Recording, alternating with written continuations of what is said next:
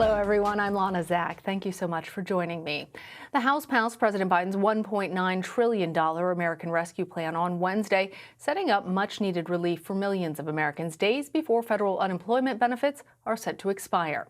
The bill passed on a mostly party-line vote. 220 Democrats voted to approve the plan, 210 Republicans, and 1 Democrat voted against the measure. The bill now heads to President Biden's desk. The White House says he is expected to sign it on Friday. Tens of millions of Americans will soon receive another stimulus check because of the bill. It also extends and expands unemployment assistance, increases child tax credits, and funds programs for food aid and housing assistance. It also comes as President Biden says his administration is making another massive purchase of coronavirus vaccines. We'll have more on that in just a few minutes. But our coverage begins with CBS News congressional correspondent Chris Van Cleve on Capitol Hill. The motion is adopted. In a race to send relief before unemployment benefits expire at the end of the week, House Democrats handed President Biden his first big win, passing his $1.9 trillion COVID relief package. Not a single Republican voted for the bill. This is the most consequential legislation that many of us will ever be a party to. The bill will send Americans checks up to $1,400, billions for vaccination and school reopening efforts, while increasing the child tax credit and lowering Obamacare insurance premiums. It will also extend the weekly $300 in federal unemployment benefits through early September. I do need help right now, more than ever. Christy Ambrose is anxiously waiting for her check. The Florida mother of 2 was laid off in November. It's like having a huge anxiety attack every single day. Try not to cry. She's not alone. 70% of Americans support the COVID relief bill, including 41% of Republicans. This bill represents a historic victory for the American people. I look forward to signing it later this week. But Republicans in Congress continue to rail against it, arguing nearly $400 billion in aid for transit agencies, states, and local governments, as well as $86 billion to bail out pension funds, is not COVID-related. It isn't a relief bill. It's a laundry list of left-wing priorities that predate the pandemic and do not meet the needs of the American families. The bill will now head to President Biden's desk. He's expected to sign it on Friday. As to when those stimulus checks will go out, the administration says by the end of the month, if not sooner, and folks with direct deposit will likely get them first. Lana? Chris, thank you. President Biden says the U.S. will purchase an additional 100 million doses of Johnson & Johnson's vaccine. He also reiterated that there will be enough vaccines for all American adults by the end of May. CBS News Chief White House correspondent Nancy Cordes has the latest. The president's announcement comes just 11 days after the Johnson & Johnson vaccine was approved for use. He is doubling the U.S. order from 100 million doses to 200 million. I'm doing this because in this wartime efforts, we need maximum flexibility. There's always a chance that we'll encounter unexpected challenges. Today's news means the U.S. should have enough doses of all 3 approved vaccines to inoculate 500 million people by the end of the year. That's more than the entire U.S. population. Mr. President, what do you plan to do with the surplus? If we have a surplus, we're going to share it with the rest of the world. But we're not going to be ultimately safe until the world is safe.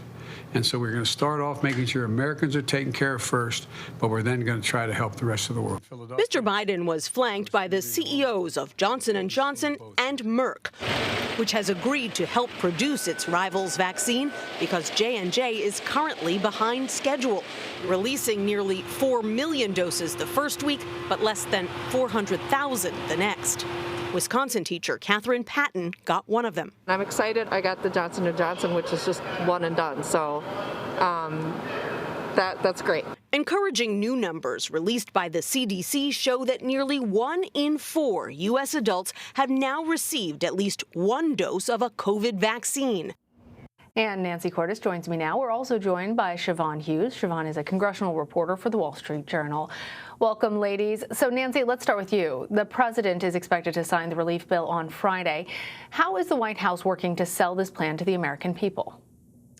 They are hitting the road, Lana, and it's not just the president who's going to be out there selling this plan, touting all of the benefits, all the money that various people will be getting. He himself will be going to the Philadelphia area on Tuesday for starters. Then we're told there will be more trips after that, but it's also the vice president, the first lady, the second gentleman, cabinet secretaries. This is a full court press because there is a belief among a lot of Biden officials who are former Obama officials that the last time that they had a situation like this in the Obama years after the recession with the big recovery package that was passed by and large by Democrats, they felt that they didn't do a very good job of getting out there and selling it and touting the benefits. And they say they're not going to make that mistake again. So we can expect to see the president and various members of his inner circle out there on the road selling it, and also efforts to do local TV interviews and put up websites that explain very clearly to various interest groups how they themselves will benefit from the passage of this massive stimulus bill. Well, that's interesting because we do know around 70% of Americans supported the passage of the plan. It had bipartisan support, just not among members of Congress. And Nancy, we also heard President Biden say that 84% of Americans are going to be receiving these stimulus checks. So folks want to know when they're actually going to receive those checks and other relief payments. How soon until those go into actual effect? So the only guidance that we've received so far from the White House and the Treasury Department, the IRS, is that these checks will start going out by the end of this month. Now, I expect that, as with previous rounds of stimulus, actually, some people will start to see the money in their bank accounts well before then. And I'm told that we will get more specifics in the next few days from the Treasury Department about how quickly some of these electronic transfers might happen. But for now, the only guidance that we've been given is that the stimulus checks will go out by the end of the month. All right.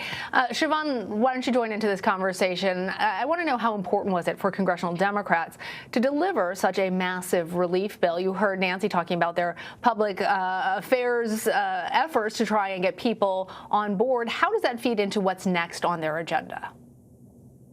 So this was of monumental importance for Democrats. I was on the Hill today, and there was near euphoria among Democrats. You could hear them saying as they walked down the stairs in front of the Capitol, relief is on the way. What Democrats believe is that this gives them a springboard, momentum. It catapults them into their next agenda items. However, they are not specific about what that next item is going to be. We know immigration is going to be on the House floor next week. They are, of course, contemplating a bigger climate and infrastructure package. And so the hope is that this is the energy, the juice they need to keep going. In conversation today with Alexandria Ocasio-Cortez of New York, she told me she thinks this is very different from the situation that the Democrats found themselves in a decade ago after the financial crisis. She said that right now there is a lot of energy behind this COVID package, different from the situation after Democrats passed the Affordable Care Act and then tried to unsuccessfully pivot to climate change. She said then it was an unpopular measure followed by something that was undoable. Now Democrats see themselves on the crest of a wave.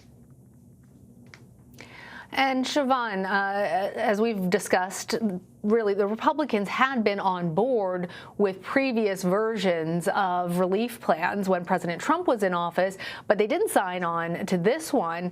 How is that being perceived among the American people? We know what the Democrats had to say immediately following the passage of the bill in the Senate, but is this politically something that could come back to hurt Republicans?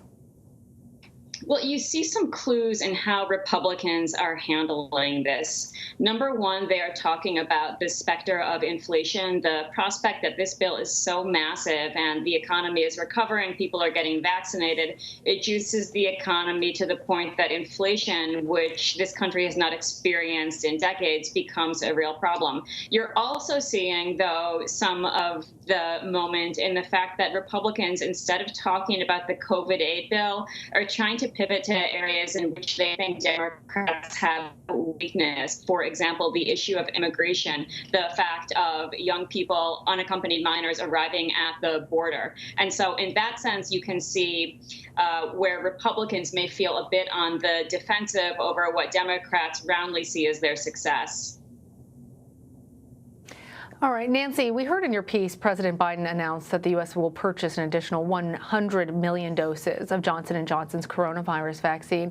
What more can you tell us about the administration's efforts to boost U.S. vaccine supply and get more shots into the arms of Americans? Well, it's clear now that their goal is to actually have more vaccine supply than the U.S. likely needs for a few reasons. First of all, there's no telling which of these companies might run into a backlog in production, so they want to make sure that they can backstop that with vaccine from the other two companies. It's not clear yet which vaccine kids might respond to the best, or some of these new COVID variants might be tackled best by. It's not clear whether you'll need boosters. So for all these reasons, the president announced today that he is actually purchasing another 100 million doses of the Johnson & Johnson vaccine. The Trump administration had already made a commitment to purchase 100 million last year. That now brings the total number of doses that either have been ordered or will be ordered from these three companies, Pfizer, Moderna, and Johnson & Johnson, to 800 million doses. But because some of the doses need to, some people need to take 2 doses if it's the Pfizer or Moderna vaccine, 1 dose if it's Johnson & Johnson, this equals 500 million people who could get vaccinated with all the vaccine that this administration, the previous administration, have ordered. Now, there are only 330 million Americans. I was going to say, the population of this country isn't that big, Nancy. Right. So what happens to the rest of the vaccine? Well, that's what I asked President Biden himself today, and his response was noted around the world, because what he said was that they will give some of this vaccine away if there is a surplus. He said first things first, he wants to get all Americans vaccinated, but then if there's additional vaccine, he will give it to other countries, because he said the American people won't truly be safe until everyone around the world gets vaccinated. This is a vaccine that can very easily cross borders, go over walls, as we know, hop on airplanes and travel around the world. And so that certainly got the attention of a lot of countries that aren't nearly in the same situation that the U.S. is in when it comes to vaccines that have been procured or that they might have the money to order in the future. A very important question for all of our health and safety. I'm glad you were able to get clarification from the president on that, Nancy. All right, Siobhan, last question for you. We know that the Senate confirmed 2 more of President Biden's cabinet nominees, Attorney General Merrick Garland and Housing and Urban Development Secretary Marcia Fudge. Who's left to be confirmed, and how has this process overall played out compared to previous administrations? Well, there are a number of people who are left to be confirmed. We're going to have a cloture vote tomorrow on Interior Secretary Deb Haaland. And just moments ago, Chuck Schumer moved to just discharge the nomination of HHS Secretary Javier Becerra from committee. We're clearly in a more difficult moment for the Biden administration. Mr. Becerra cleared committee on a split vote, so it's not inconceivable that you would need the vice president to come in to salvage his nomination. We're in some senses not so different from where we were when Donald Trump was first trying to build up his cabinet, when he faced objections from the Democrats at that point, and you saw Vice President Mike Pence needing to come in to salvage the nominations of people like Education Secretary Betsy DeVos. So contentious in a way that extends the tension in the Trump administration. All right. Nancy Cordes, Siobhan Hughes, still so much to watch coming out of Washington. Thank you. You're welcome. Good to be here.